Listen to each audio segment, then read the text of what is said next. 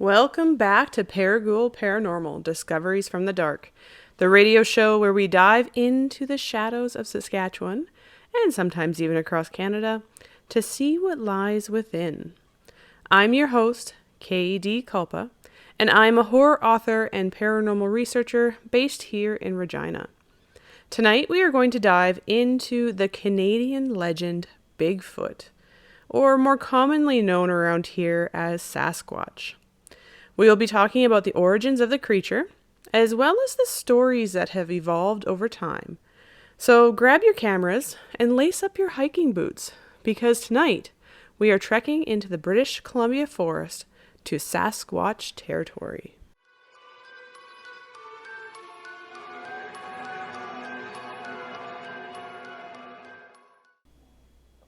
All right, so if you follow, any of the paranormal television shows or things like Discovery, or I forget what the other ones are called, but then you will have probably seen some of these television series that are now trying to, have their hosts go searching for Bigfoot. And typically these are in, forests that are deep away from civilization, and they're searching for these creatures. Sometimes these creatures have glowing red eyes looking at you from the shadows. Sometimes they are searching for them with night vision cameras, kind of like they do with the paranormal. Everything scary has to happen at night, right? But I don't know. I was curious about, where this Bigfoot legend came from and kind of why is it called Sasquatch in one area, Bigfoot in another area, yet there's even the Yeti. There's all these different names that seem to describe the same thing. So I thought we'd kind of get into that today. So where did the legend that we know as Sasquatch or Bigfoot even come from? Whether you know him as Bigfoot, Sasquatch, or maybe you consider him the Yeti as, a relation to the original, the legend of the large, hairy creature wandering the deep forests of North America has been a topic of American and Canadian folklore for actually quite a long time. It has even grown into a bit of a cultural icon, appearing in many movies, books, and even kind of some pseudoscience studies. Now, there have been many claims about evidence proving that Bigfoot is a real creature. Some claims even going back 1,000 years to drawings discovered from past civilizations depicting large, hairy, wild giants. The actual descriptions of the creature actually vary greatly, which is fairly typical of these legends, as you'll have noticed.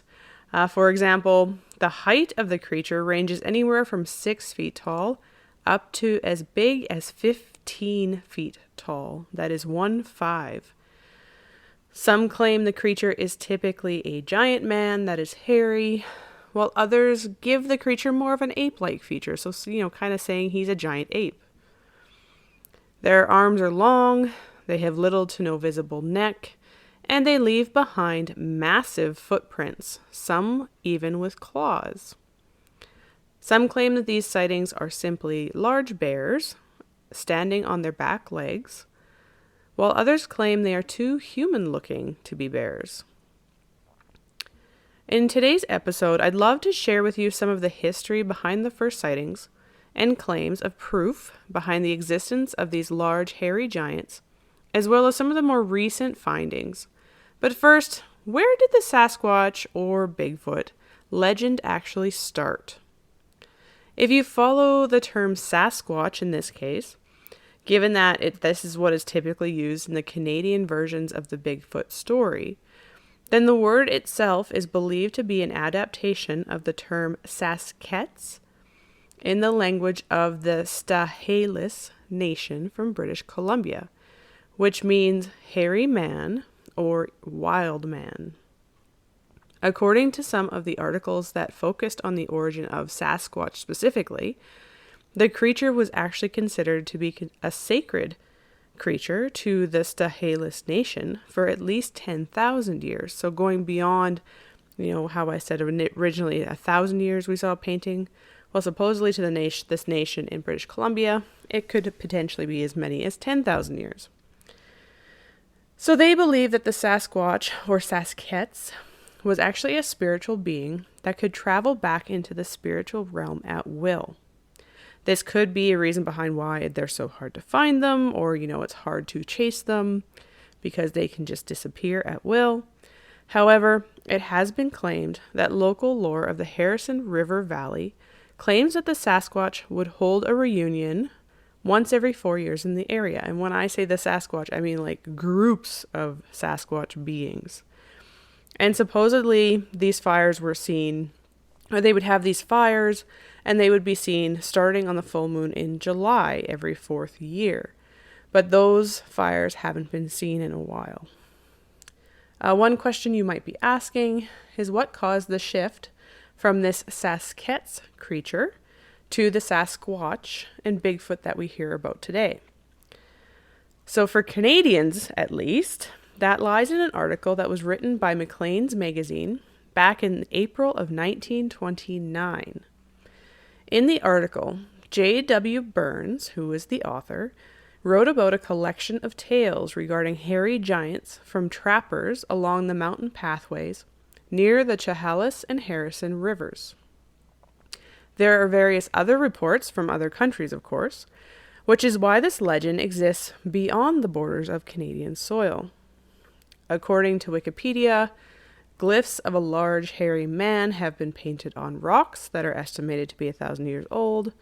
16th century Spanish explorers and Mexican settlers have also claimed tales of similar beings, but in those cases they called them the Dark Watchers, and the claim was that they would visit their camps at night. There have also, of course, been the stories, of the Yeti in the Himalayas, or the Bigfoot in the US. The one thing that all of these different legends and claims of creatures and old stories, what they all have in common is that these creatures are hairy giants, but they tend to be more man than ape, for the most case anyway. So now, given that the legend of the Sasquatch and Bigfoot has been around for at least 1,000 years, there have obviously been many claims for evidence collected proving the existence of this creature. The first that I could find of actual written record is that of the Maclean's article by J.W. Burns. So in it, he describes various tales that he had collected from people living in British Columbia. The article starts out with, "Are the vast mountain solitudes of British Columbia, of which but very few have been so far explored, populated by a hairy race of giants, men, not ape-like men." So in the article, he describes 4 stories that he's collected about the hairy giants. Now, what I found interesting about these stories is they're actually only written, or only from the perspective of 2 people, not 4 people. It is these 2 people that have had multiple occurrences with these hairy giants, and they both come from reserves in British Columbia. So I thought I would just kind of give you a little taste of these stories, and then if you want to check out the article for yourself, you can. So the first story follows Peter Williams of the Chehalis Reserve. According to Burns' written account, Peter had encountered the hairy giants on multiple occasions. First, with what he believed to be a male. So I'll read you kind of a small caption directly from the article. "One evening in the month of May, 20 years ago," now remember, this was in the 1920s, so that would be early 1900s, "I was walking along the foot of the mountain, about a mile from the Chehalis Reserve. I thought I heard a noise, something like a grunt, nearby. Looking in the direction in which it came, I was startled to see what I took at first sight to be a huge bear, crouched upon a boulder 20 or 30 feet away. I raised my rifle to shoot it, but, as I did, the creature stood up and let out a piercing yell. It was a man, a giant, no less than 1.5 feet in height, and covered with hair.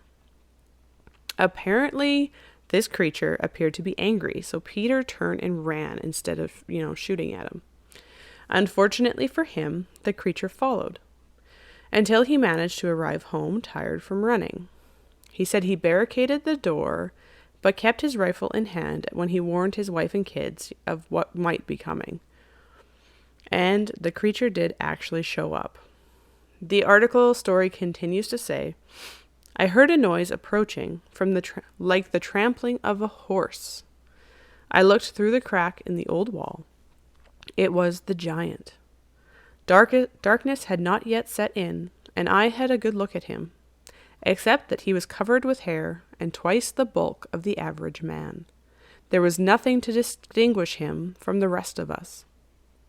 He pushed against the wall of the old house with such force that it shook back and forth. The old cedar shook, and timbers creaked and groaned so much under the strain that I was afraid it would fall down and kill us. So the claim is that the damage to the house was actually so bad that Peter and his family had to move to a new one the following winter. Eventually, the creature left, leaving large footprints in the mud outside the house that Peter says were at least 22 inches long. So, like I said, Peter ended up seeing this creature multiple times. In fact, I think he said he saw them 3 times. But then on another sighting, he and another man were bear hunting, and they came across 2 of these hairy giants. This time it appeared to be a different male and as well as a female. These 2 didn't end up chasing him though, but they were also similar to the first one he saw, other than that they were both smaller, the female being even smaller than the other one. So Peter had claimed he had heard from his father and other elders from the reserve that these were wild men that lived in caves in the mountains. Like I said, there are other stories within the article, ranging from seeing wild men in caves and accidentally shooting a white boy that had been a claimed friend of one of these hairy giants. Apparently, Charlie, I think, is the second person that, told his stories, and he had accidentally shot a white boy thinking that it was, a bear or something. But the white boy had been completely naked, and suddenly this hairy giant female came and yelled at him in a local tongue on top of everything so they could talk, and said that it was her friend. So not that the white boy was a Sasquatch himself, but that they had become friends somehow. So what I found interesting that was common across all of these stories in this article was the repeated mention of stories from elders stating that hairy giants or wild men lived amongst the mountains in caves and tunnels, so that they lived underground. Now, it's believed that this article is the first that started the term Sasquatch in Canadian history. So they believe that either the author or even the writers at Maclean magazine misunderstood the term Saskett and instead used Sasquatch. So that is how that term came to be. Now, in other countries, so let's go to the US, there was a letter from California loggers, but this wasn't until 1958. So almost 30 years after our Canadian article. And in that letter, they claim to have found mysteriously large footprints near a logging area. So this was the first indication of the term Bigfoot in the US, at least, in modern history, or current history, our history, I guess, because of these tracks being so large. There were stories of wild men before that, but they were very few and far between, and none of them had used this term Bigfoot. So supposedly, the Bigfoot legend didn't start until 1958 for U.S. history. According to some, the Bigfoot or Sasquatch would only appear as a warning in times of danger, although that wouldn't explain why some of the stories claim the creatures have attacked buildings or even attacked people when they are seen. Others have said that the significance lies within the creature being a guardian of the wilderness, protecting our natural world and environment, warning against exploitation of our natural resources. One of the more famous sightings is that of the Patterson-Gimlin film. This short film shows a hairy ape-like man that filmmakers claimed to be Bigfoot walking in Northern California in 1967. Now, the clip is really short, like I don't even think it was 2 minutes long, and has been scrutinized by many analysts with the claim that it's a hoax.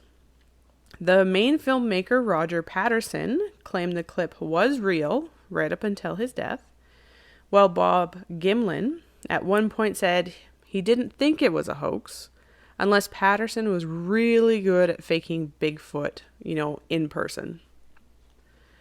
Now, what I found interesting in my search through the history of Bigfoot or Sasquatch is that even the FBI released that they had a case file of Bigfoot and, its potential existence sort of since about 1976.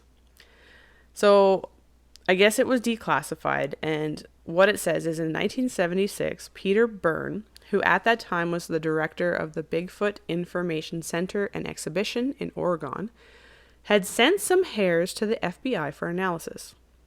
He claimed he couldn't determine what animal they came from, and so he was hoping the FBI would help him out. So, of course, this followed the film by Patterson and Gimlin, and this also followed, a claim of a trail of oversized footprints in 1958 by Ray Wallace, although this latter claim was later proven to be a prank, but that came out in 2002. But many people believe that Bigfoot was real around this time. So there was many, speculation about its existence. And in the end, FBI decided to actually help out Byrne in this case. Although they didn't typically like to examine physical evidence unless it was part of a case they were actively working on, which I can understand, they decided that, for scientific research, they would help Byrne out. So this is actually how the FBI came to have a file on Bigfoot. And apparently, when they declassified this information in 2019, all that is in it is that they were given these hairs, and when they analyzed them, they were deemed not from a mythical creature named Bigfoot, but instead were from a creature related to the deer family. And that was the extent of the file, or so the claim goes. As far as we know, no FBI ever investigated the Bigfoot claims other than analyzing that hair. So perhaps they didn't believe in the claims either. However, that doesn't stop people even today from searching for the hairy giants.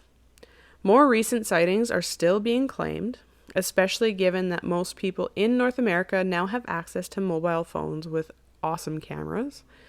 One of the most recent sightings was actually in Colorado in 2023, and articles claim or say that a couple from Wyoming were on a train on the Durango and Silverton Narrow Gauge Railroad. During this ride, they were taking photos of the mountains, hoping to get some good shots of elk. They saw something move within the sagebrush and thought they were looking at a 6 to 7 foot tall creature that was crouching down.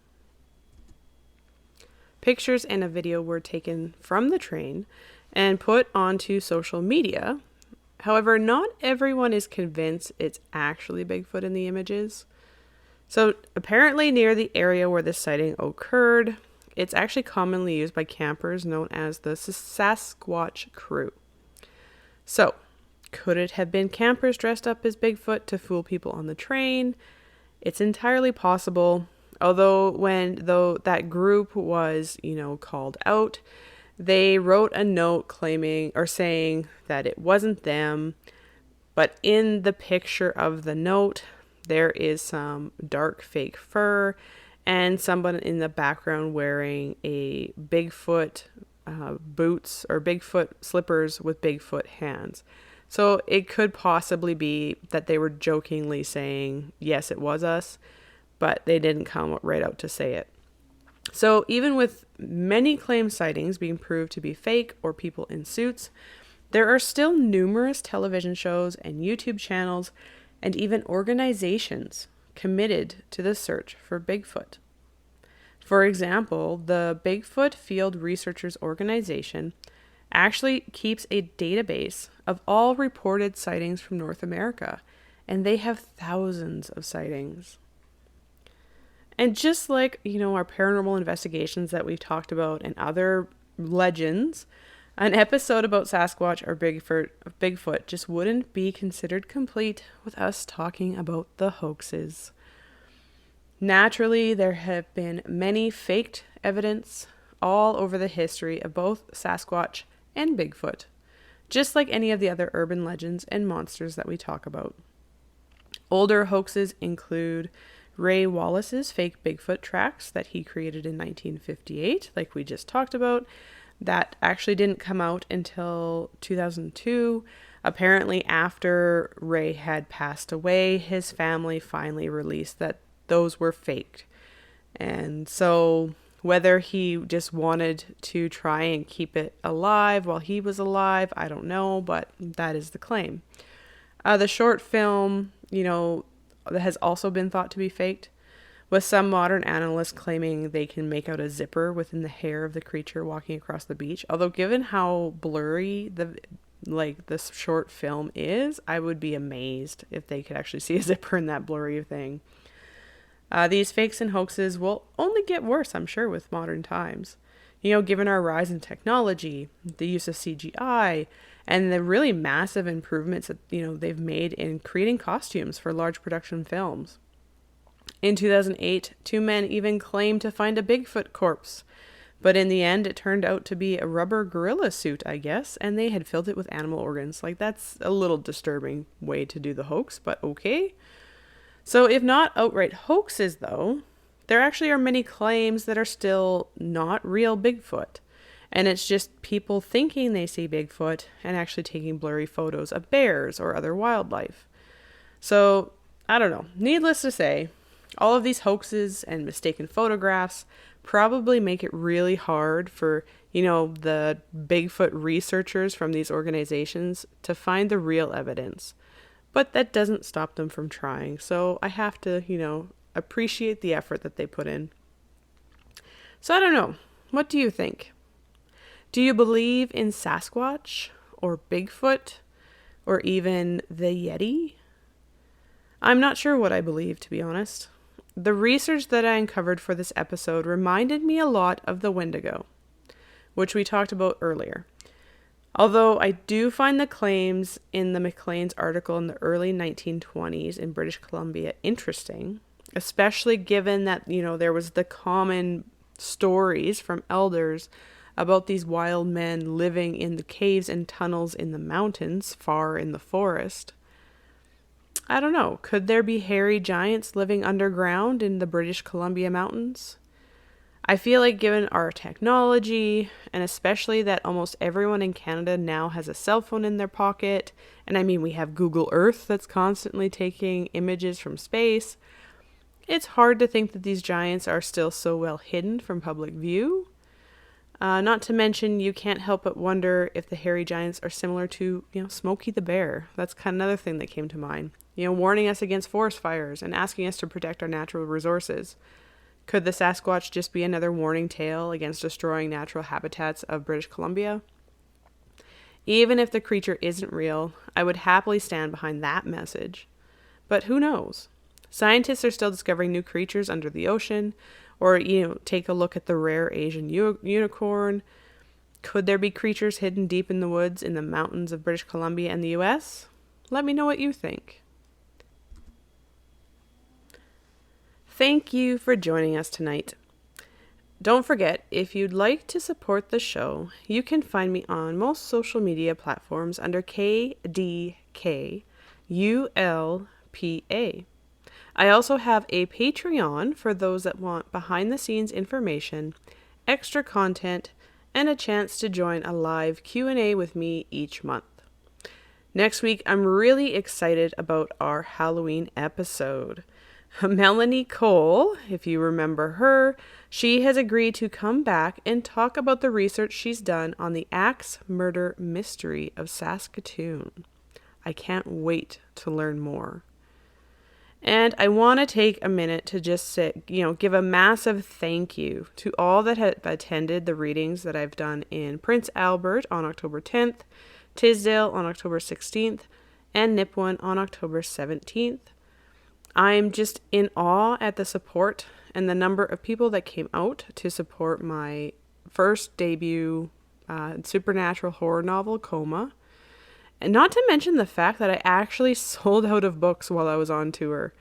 In case you are one of the people that bought a book while I was in Nipawin, when I ran out of books, I have actually sent them in the mail, so you will hopefully already be getting them today, if not very soon. But thanks again for still purchasing, even past me running out. In fact, the Coma ebook is actually free on Amazon right now until October 24th as a kind of a Halloween special and a thank you to all that have already been purchasing. So if you don't have a copy yet and you want to get yourself a Kindle ebook version, then you better hurry because, like I said, last day to get the free Kindle version is coming up really quick. It will no longer be free after October 24th. So, yeah, thank you again to everyone that came out, to everyone that's been buying books and reviewing. It has just been absolutely phenomenal. So, stay tuned for our upcoming episodes, where we'll uncover more secrets, unravel more mysteries, and delve deeper into the shadows. Until then, remember to keep your flashlight handy and digital recorders ready. This is Katie Kulpa, signing off. Until next time, my ghouls.